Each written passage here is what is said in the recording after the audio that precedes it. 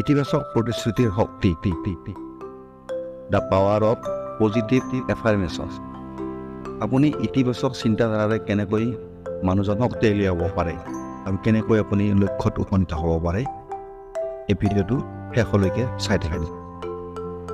ইতিবাচক প্ৰতিশ্ৰুতি হৈছে এনে বক্তব্য যিবোৰৰ সহায়ত নেতিবাচক চিন্তাক প্ৰত্যাহ্বান জনাব পাৰি আৰু অধিক ইতিবাচক দৃষ্টিভংগীক প্ৰসাৰিত কৰিব পাৰি।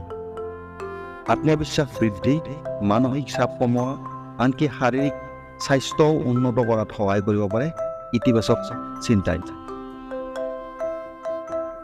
এই লেখাটোত আমি ইতিবাচক প্ৰতিশ্ৰুতিৰ শক্তিৰ বিষয়ে আলোচনা কৰিম আৰু ই আপোনাক কেনেকৈ অধিক ইতিবাচক মানসিকতা লাভ কৰাত সহায় কৰিব পাৰে, এই বিষয়ে আমি আলোচনা কৰিম।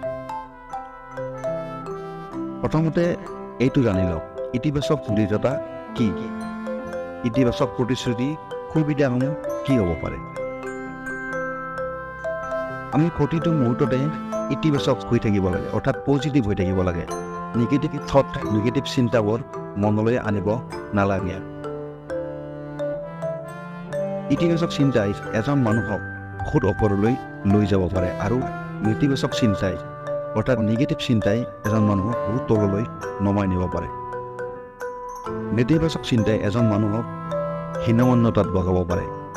গতিকে আমি প্ৰথমতে জানি লওঁ ইতিবাচক চিন্তাই এজন মানুহক কেনেকৈ পজিটিভ কৰি তুলিব পাৰে। যদি আপুনি আপোনাক পজিটিভ কৰি তুলিব পাৰে, তেতিয়াহ'লে আপোনাৰ জীৱনটো সুন্দৰ হ'ব গৈ আছে।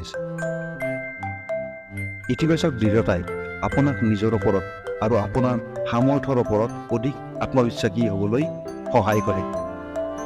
আপোনাৰ বাবে গুৰুত্বপূৰ্ণ বিষয়বোৰত মনোযোগ কেন্দ্ৰীভূত কৰাত সহায় কৰিব পাৰে ইতিবাচক চিন্তাই। আপোনাক জীৱনৰ প্ৰতি অধিক ইতিবাচক দৃষ্টিভংগী গঢ়ি তোলাত সহায় কৰে ইতিবাচক চিন্তাই। আপুনি পজিটিভ প্ৰতিশ্ৰুতি কেনেকৈ ব্যৱহাৰ কৰিব? ইতিবাচক প্ৰতিশ্ৰুতিবোৰ উচ্চ স্তৰে আপুনি পুনৰাবৃত্তি কৰক, অৰ্থাৎ উচ্চাৰণ কৰক। আপুনি মনতে ভবাৰ লগে লগে মুখেৰে প্ৰকাশ কৰক। যিটো ইতিবাচক চিন্তা আপোনাৰ মনলৈ আহে, সেই মনলৈ অহা ইতিবাচক চিন্তাটো আপুনি মুখেৰে প্ৰকাশ কৰক, ডাঙৰ ডাঙৰকৈ। আত্মবিশ্বাস আৰু দৃঢ়তাৰে আপোনাৰ দৃঢ়তাবোৰ উচ্চাৰণ কৰক। লক্ষ্যত উপনীত হ'বলৈ অনুভৱ কৰিব বিচৰা অনুভৱটোৰ ওপৰত গুৰুত্ব দিয়ক। আপোনাৰ প্ৰতিশ্ৰুতিৰ ইতিবাচক ফলাফল বিশ্বাস কৰক আৰু সেইবোৰ লাভ কৰাৰ বাবে ব্যৱস্থা লওক। ইতিবাচক ফলশ্ৰুতিসমূহ আপোনাৰ লক্ষ্যত অনুপ্ৰাণিত আৰু মনোনিৱেশ কৰি থকাৰ এক উত্তম উপায়। নেতিবাচক চিন্তা আৰু আচৰণৰ ঠাইত ইতিবাচক চিন্তাধাৰা আৰু আচৰণৰ ক্ষেত্ৰত সহায় কৰিব পাৰে, যাৰ ফলত আপুনি নিজকে শ্ৰেষ্ঠ বুলি ক'ব পাৰে আৰু নিজকে শ্ৰেষ্ঠ সজাব পাৰে।